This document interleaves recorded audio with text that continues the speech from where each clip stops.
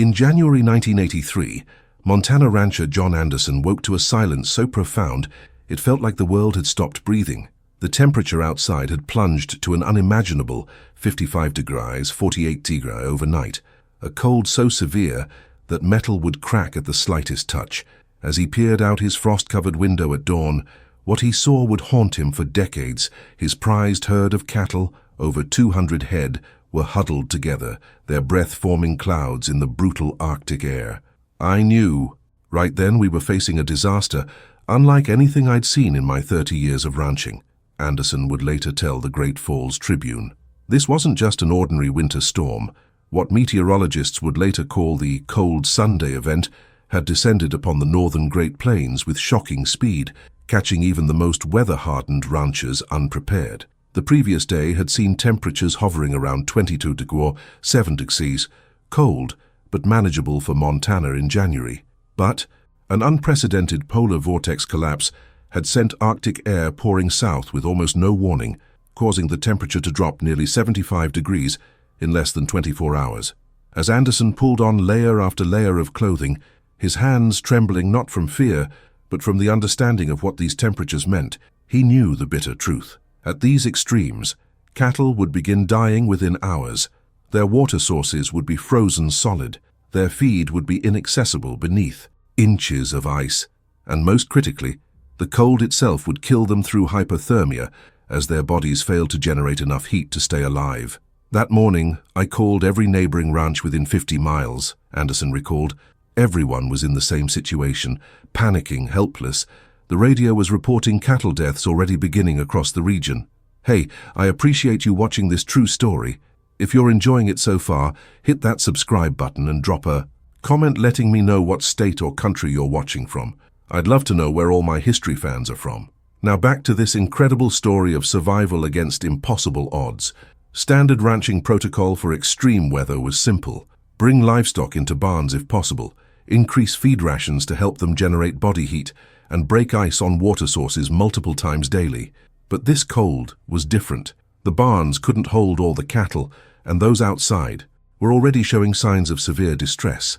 Nostrils were freezing shut, extremities were showing the white patches of frostbite, and the cold was predicted to last for at least 3 more days.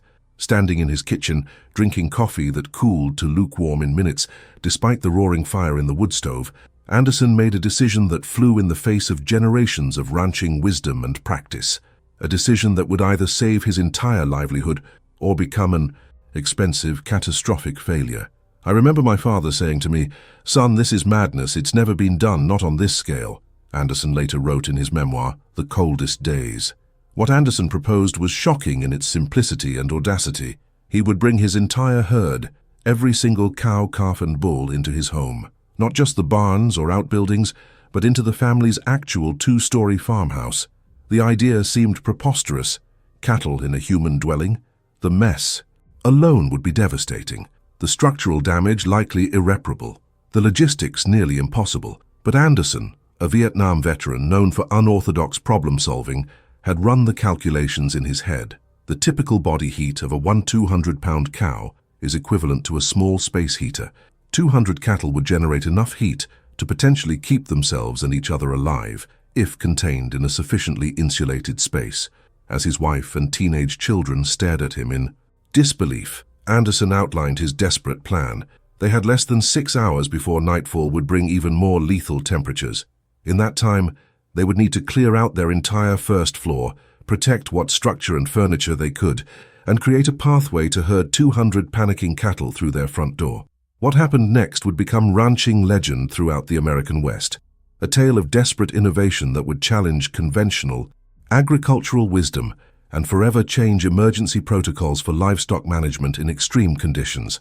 As word of Anderson's plan spread through the community via emergency radio communications, reactions ranged from concern to outright ridicule. Fellow rancher Bill McKenzie, whose property bordered Anderson's to the east, was blunt in his assessment. "John's lost his damn mind," he told the gathering of ranchers at the local co-op later that afternoon. "Those cattle will destroy everything he owns, and they'll still die anyway." The temperature continued to drop throughout the morning, reaching 58 degrees 50 degrees C by noon.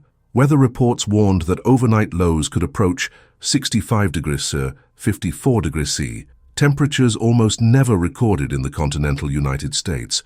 Already reports were coming in from across Montana and the Dakotas of cattle dying by the dozens, their bodies found frozen solid where they stood. Anderson's 1930s farmhouse had never been designed for what he was proposing.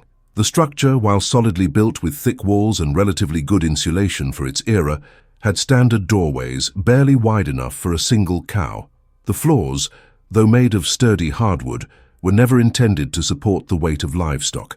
And then there was the matter of sanitation. 200 cattle would produce an enormous amount of waste in a very short time, but Anderson had spent the morning making calculations and preparations.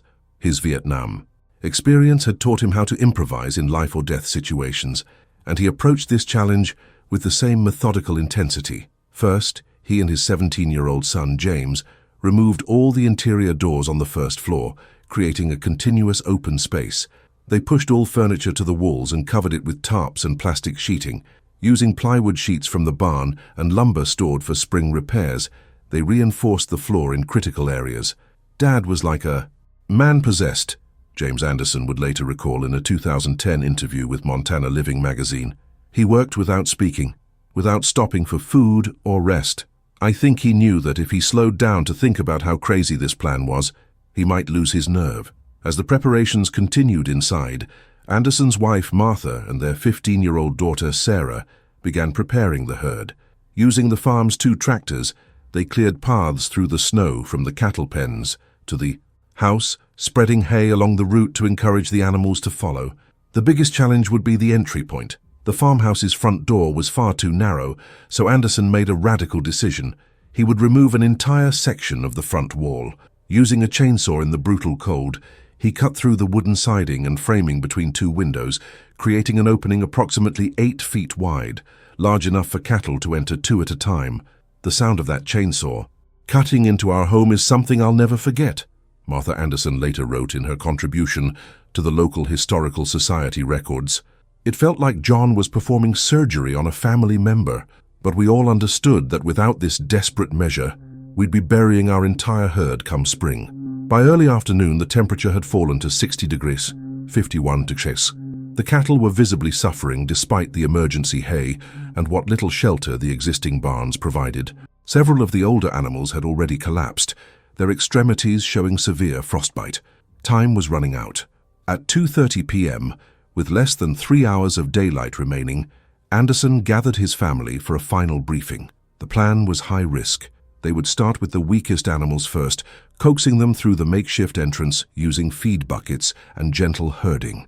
Once inside, the cattle would need to be arranged strategically to distribute their weight across the reinforced floor. Critically, they would need to maintain enough space between animals to prevent trampling while still allowing the shared body heat to create a warming effect. I remember Dad saying, "If this works, we save the herd. If it fails, we lose the house and the cattle," James recalled. But he said it so calmly, like he was talking about trying a new brand of feed. As the family moved into position to begin the unprecedented indoor cattle drive, a local veterinarian arrived, having heard about the plan on the emergency radio network. Dr. Robert Wilkins had driven through the dangerous conditions to witness and potentially assist with what many were already calling Anderson's folly. What he saw that afternoon would change veterinary emergency protocols throughout the region for generations to come. As the Anderson family prepared to begin moving their first cattle into the house, Dr. Wilkins quickly assessed the situation.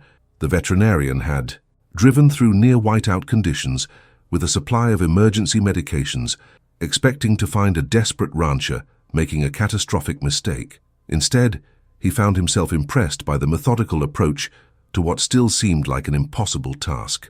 "I came here thinking I'd be talking John out of this madness," Dr. Wilkins later wrote in the Journal of Large Animal Practice. "Instead, I found myself calculating floor load capacities and cattle spacing requirements. The plan was crazy, yes, but it was also possibly the only option left. The first challenge was selecting which animals to bring in first. Anderson had decided to prioritize the pregnant cows and youngest calves, as they were most vulnerable to the extreme cold. Working with Wilkins, they identified approximately 40 animals in the most immediate danger. The actual herding process began just after 3 p.m. James and Sarah positioned themselves along the cleared pathway with feed buckets, while Anderson and Dr. Wilkins gently pushed from behind. Martha stood at the makeshift entrance, her voice a constant soothing presence as the confused animals approached the house. The first cow, a pregnant Hereford that Anderson had named Daisy, stopped at the threshold, snorting plumes of frozen breath as she confronted the utterly unfamiliar prospect of entering a human dwelling. For nearly 5 minutes, the family coaxed and urged while the temperature dropped and the sun sank lower. Finally, with a gentle prod from Anderson, Daisy stepped through the opening and onto the tarp-covered floor of what had once been the family's living room. That first cow stepping into our house was like watching Neil Armstrong step onto the moon, Sarah Anderson told the Great Falls Tribune on the 25th anniversary of the event. It was one small step for a cow, but a giant leap for our family's survival. Hey everyone, I can't believe how incredible this true story is. If you're as amazed as I am, please hit that subscribe button and drop a comment letting me know where you're watching from. Are any of you from Montana or somewhere that gets this cold? I'd love to hear your experiences too. Now, let's get back to John Anderson's unbelievable fight against this deadly cold. Once the first animal was inside, others began to follow more willingly. By sunset, the Andersons had managed to move 37 of their most vulnerable cattle into the house. The animals were confused but relatively calm, the familiar human sense and the dramatic rise in temperature from 62 degrees outside to approximately 25 degrees inside, seeming to reassure them.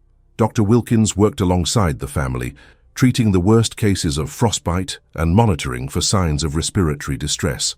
The improvement in the animal's condition was almost immediate, he noted in his journal. Their breathing eased, the shivering decreased. The shared body heat was already having the effect Anderson had predicted, but moving the entire herd would require working through the night in deadly conditions. As darkness fell, Anderson rigged powerful work lights powered by the farm's generator.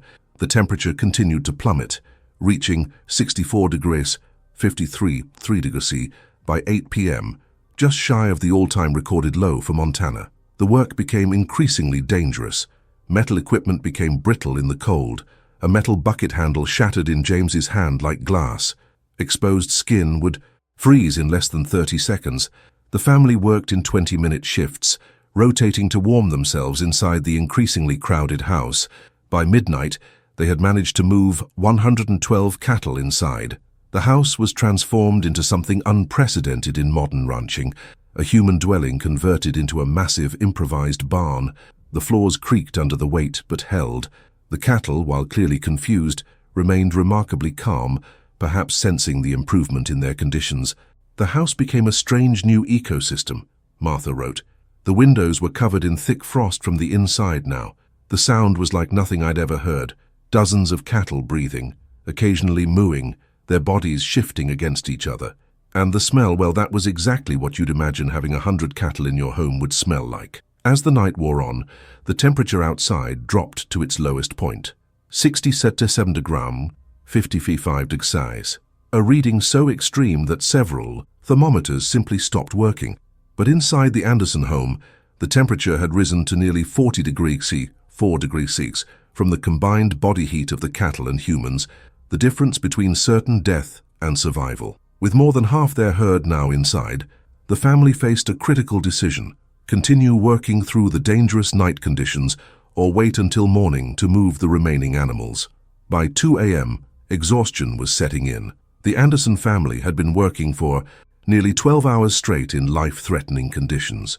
Dr. Wilkins, concerned about the risk of hypothermia and frostbite for the humans as much as the cattle, advised stopping until dawn. "You can't save your herd if you're all suffering from exposure," he told Anderson, noting the rancher's increasingly sluggish movements and slurred speech, early warning signs of hypothermia. "The cattle inside are stable. The ones still outside have shelter and hay. 4 more hours won't make the difference." Reluctantly, Anderson agreed. The family retreated to the second floor of their home, which they had hastily converted into living quarters by moving essential furniture and bedding upstairs. Sleep, however, proved nearly impossible. The sounds and smells of more than 100 cattle filled the house, and the floor vibrated with their movements. It was like trying to sleep on a ship during a storm, James later recalled. The whole house seemed to be alive, breathing, and moving beneath us. Dr. Wilkins took the opportunity to conduct a more thorough examination of the cattle already brought inside. To his surprise, not a single animal showed signs of worsening condition. In fact, many that had been on the verge of collapse outside were now standing steadily, their breathing regular, their extremities beginning to warm. "I observed something remarkable," Dr. Wilkins noted in his journal. "The cattle had arranged themselves almost instinctively into a pattern that maximized their shared warmth. The youngest calves were positioned in the center of groups, surrounded by the larger adults. It was a natural survival strategy I'd read about, but rarely seen so clearly demonstrated." By dawn, the temperature outside had risen slightly to 58 degrees 50 centigrades, still deadly, but an improvement from the overnight low. The family resumed their work, moving the remaining cattle into the house throughout the morning. By noon on the second day, all 203 animals from Anderson's herd were inside the farmhouse. The scene inside defied conventional ranching practices in every way. The entire first floor of the two-story farmhouse had been transformed into a densely packed cattle pen. The animals stood shoulder to shoulder in what had been the living room, dining room, and kitchen. Plywood pathways allowed the family to move between groups for feeding and medical checks. The structural engineering aspect was most impressive to me, noted County Extension Agent Thomas Reynolds, who visited the farm on the third day of the crisis. Anderson had distributed the cattle based on weight, keeping the heaviest bulls near the load-bearing walls. He'd reinforced the central floor joists with wooden posts set in the basement. It was desperate innovation at its finest. The improvisation extended to waste management as well.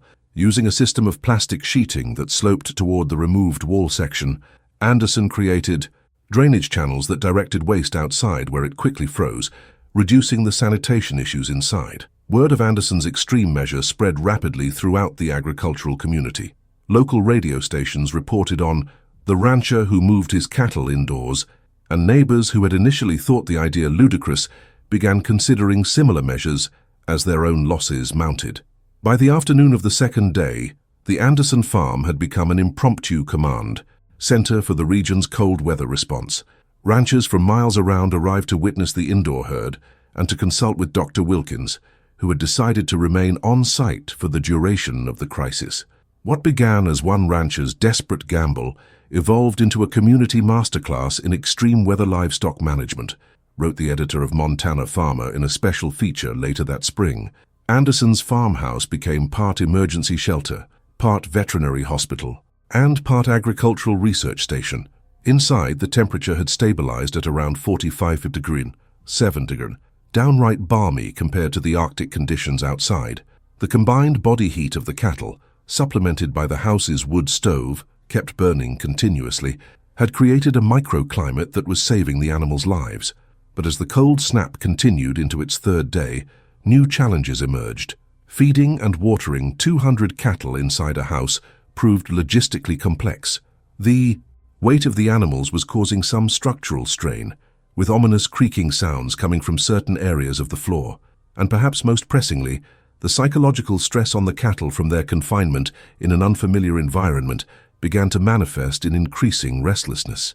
"We've got them inside and they're alive," Anderson told Dr. Wilkins as they monitored the herd on the evening of the second day. "Now we need to keep them calm and healthy until this cold breaks. Otherwise, they might bring the house down around all of us." By the morning of the third day, the cold snap showed no signs of abating. Outside temperatures hovered around 52 degrees and 47 degrees Celsius, and weather reports suggested these conditions might persist for at least another 48 hours. Inside the Anderson home, the situation was becoming increasingly precarious. The first sign of serious trouble came around 10 a.m. when a section of floorboards near the dining room began to splinter. The constant weight and movement of the cattle had stressed the structure beyond what Anderson's reinforcements could support. As a sharp cracking sound echoed through the house, several cows began to panic, their agitation threatening to spread through the closely packed herd. "If they start stampeding, we're done for," Anderson told Dr. Wilkins as they rushed to address the situation. "The house will collapse, and we'll lose everything." Working frantically, Anderson, James, and two neighboring ranchers who had arrived to help managed to relocate the cattle away from the weakened section of floor. From the basement, they installed additional support posts, reinforcing the joists with every piece of suitable lumber they could find. "We were using furniture, fence posts, anything solid enough to bear weight," James recalled. Dad even dismantled the basement stairs, using the stringers as braces. The floor crisis was temporarily averted, but it highlighted the unsustainability of their situation. The house simply wasn't designed to hold this much weight for an extended period. Adding to their concerns, the cattle were becoming increasingly restless after more than 48 hours of confinement. Several of the larger bulls had begun testing the barriers the family had erected to keep the animals contained to certain areas. By midday, a new problem emerged. The air quality inside the house was deteriorating rapidly, with over 200 cattle exhaling in an enclosed space. Carbon dioxide levels were rising, and the ammoniac smell from waste was becoming overwhelming despite their drainage system. Dr. Wilkins, monitoring both the cattle and the human inhabitants, noted early signs of respiratory stress. "We're seeing increased breathing rates in both the animals and the family," he recorded. "Prolonged exposure to these conditions could lead to respiratory infections or worse." Anderson faced an impossible dilemma. Moving the cattle back outside would mean certain death for many in the still deadly temperatures. Keeping them inside might lead to structural collapse of the house or dangerous air quality issues. There seemed to be no good options.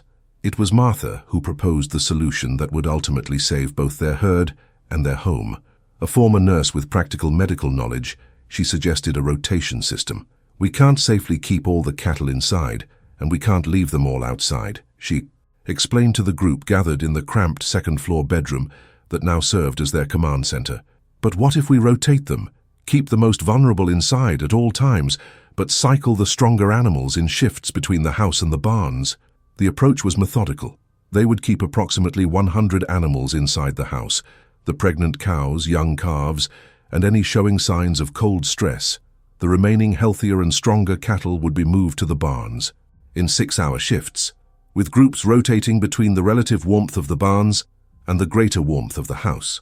This rotation would reduce the weight strain on the house's structure, improve air quality, and allow for more effective waste management. It would require round-the-clock work from the family and volunteers, but it offered the best chance of keeping the entire herd alive without sacrificing their home. By late afternoon, they had begun implementing the plan. Using the pathways they had originally created to bring the cattle in, they carefully guided selected animals back outside to the barns, which, while still cold, were sheltered from the wind and stocked with extra hay for feed.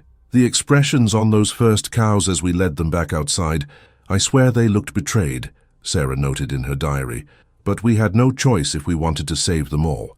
The rotation strategy proved immediately beneficial. With fewer animals inside, the air quality improved noticeably within hours.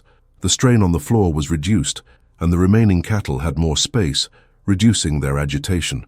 Outside in the barns, the selected cattle were surviving the cold, their bodies better able to withstand the low temperatures after their warming period inside the house.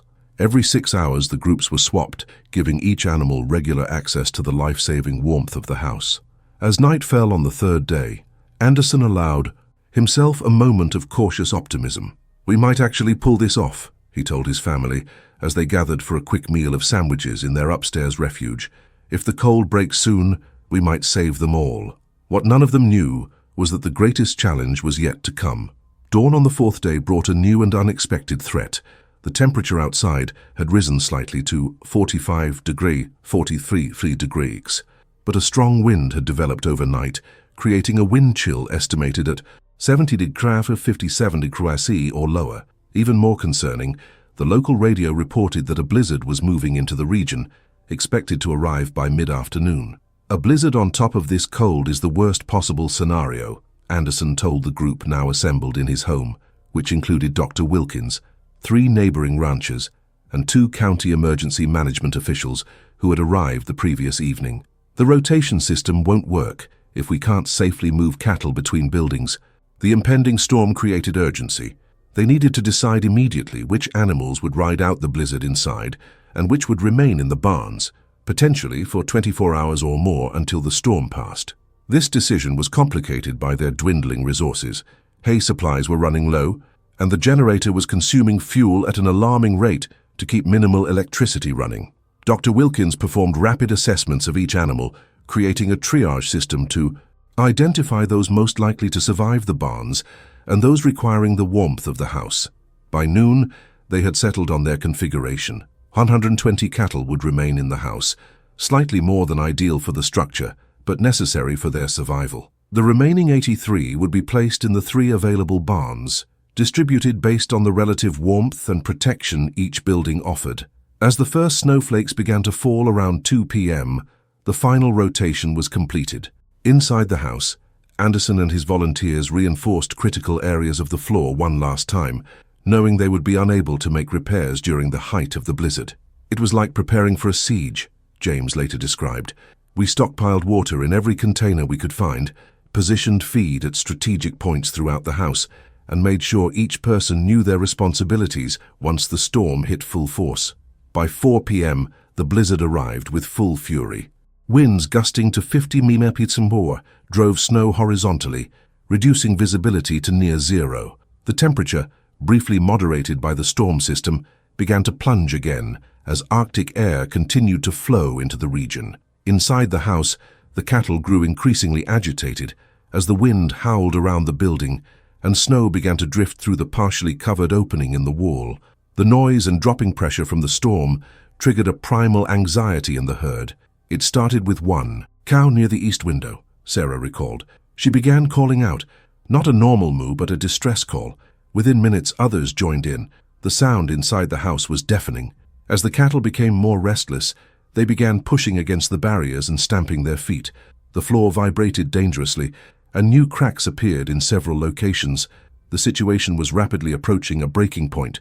Martha, drawing on her background working with her father's dairy herd, as a teenager, suggested a counterintuitive approach. We need to make them feel more secure, not less. We need to get in there with them. While conventional wisdom dictated keeping distance from agitated cattle, especially in confined spaces, the Andersons had moved beyond conventional approaches days ago. Anderson, James, and 2 of the neighboring ranchers positioned themselves strategically throughout the first floor, moving slowly among the cattle, speaking in low, calm voices, and physically touching the animals with gentle strokes. "I've never seen anything like it," one of the county officials wrote in his report. These men were walking among 200 panic-stricken 1,000-pound animals in a space the size of a large living room. By all logic, they should have been trampled. Instead, their presence had an almost magical calming effect. The technique, born of desperation, proved remarkably effective. The cattle's vocalizations gradually subsided, and the dangerous stamping decreased. Throughout the night, as the blizzard raged outside, the humans took shifts, maintaining a continuous presence among the herd. By midnight, a new problem emerged. The temperature inside the house was rising too high, approaching 65 degrees Celsius to 18 degrees Celsius in some areas, due to the combined body heat of the cattle in the now well-insulated space. While this might seem beneficial, the sudden warmth after days of cold was causing some animals to show signs of heat stress, a dangerous swing in the opposite direction. Anderson made the difficult decision to partially open some of the plastic-covered windows, allowing controlled ventilation despite the blizzard outside. It was a precarious balance, cooling the interior enough to prevent heat stress, while not allowing the temperature to drop too rapidly. As the night wore on, Anderson moved continuously through the herd, checking each animal, adjusting ventilation, and monitoring the increasingly stressed structure of his home. The walls creaked in the wind, and water from melting frost began to drip from the ceiling as the house's internal climate continued to evolve in unexpected ways. "We're not out of this yet," Anderson told Dr. Wilkins as they met during a shift change around 4 a.m. "The house is holding for now, but this storm could last another full day. I'm not sure the floor or the herd can take that long." The blizzard continued throughout the 5th day, but by noon, a subtle shift occurred. The wind began to ease, and more notably, the temperature outside started a slow but steady climb. By mid-afternoon, local radio reported the Arctic air mass was finally retreating, with temperatures rising to 20 degrees, 29 degrees, still dangerously cold, but a dramatic improvement from the previous days. Inside the Anderson home, the situation remained critical but stable. The rotation system had been suspended during the height of the blizzard, leaving the house continuously occupied by 120 cattle for nearly 36 hours. The structure showed signs of significant stress, sagging floors, cracked walls, and a ceiling that had begun to separate from the wall in several locations. But catastrophic collapse, their greatest fear, had been avoided. "I think we're going to make it," Anderson told his family and the volunteers who had remained through the crisis. "If the warm-up continues as forecast, we can start moving them all back outside tomorrow." The meteorologists proved correct. By dawn on the sixth day, the temperature had risen to 5 degrees Celsius, 21 degrees Celsius, practically balmy compared to what they had endured. The blizzard had passed, leaving 4-foot snowdrifts, but also bringing the end of the historic cold snap. Dr. Wilkins performed a complete assessment of the herd. Remarkably, out of 203 cattle, only 7 had been lost, 5 that had been too far gone before they started the indoor movement, and 2 that had succumbed to complications during the blizzard. In comparison, reports coming in from across the region told of ranches losing 50% or more of their herds. "What you've accomplished here is unprecedented," Dr. Wilkins told Anderson as they surveyed the surviving animals. "In my 30 years of large animal practice, I've never seen anything like it." The process of moving the cattle back to their normal pastures and pens began around noon on the 6th day. The animals, perhaps sensing the crisis had passed, moved willingly, many seeming eager to return to familiar surroundings despite the remaining snow and cold. By sunset, the Anderson farmhouse stood empty of livestock for the first time in nearly a week. The damage was extensive, floors stained and warped, walls damaged, fixtures broken, and a pervasive odor that would linger for months despite their best cleaning efforts. Yet the structure itself had survived, a testament to the solid construction of the 1930s farmhouse and Anderson's emergency reinforcements. "The house can be repaired," Martha told a reporter from the Great Falls Tribune who arrived to document the story. "Our livelihood and heritage were saved. That's what matters." News of Anderson's unconventional approach and its success spread rapidly through agricultural communities across the northern plains. Initially met with skepticism and even ridicule, the House Cattle Drive, as it came to be known locally, was now being studied as a potential emergency response model for extreme weather events.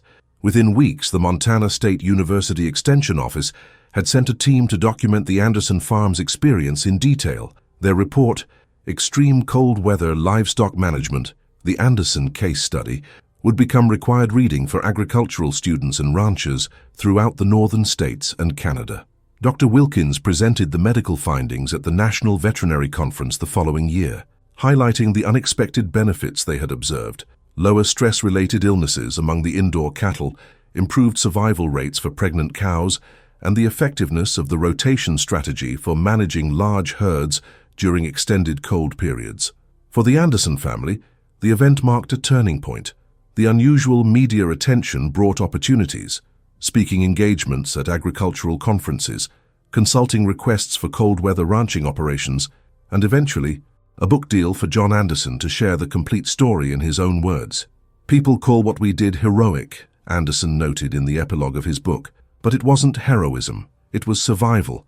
When faced with losing everything, you find solutions you never thought possible." The Anderson farmhouse, after extensive renovations, stood for another 30 years before being replaced with a modern home in 2013.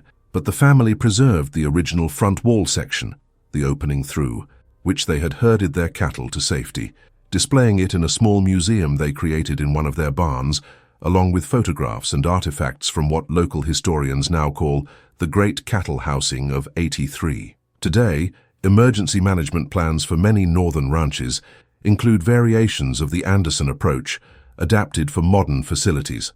Veterinary schools teach the case as an example of innovative crisis response.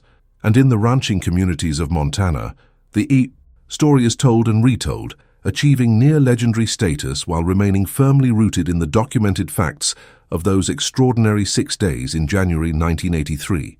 "Sometimes the craziest idea is the only one that works," John Anderson told a gathering on the 40th anniversary of the event in 2023, now an 86-year-old patriarch of a ranching dynasty that continues to thrive. "When nature throws the impossible at you, you respond with the impossible. That's the essence of ranching and, perhaps, of life itself."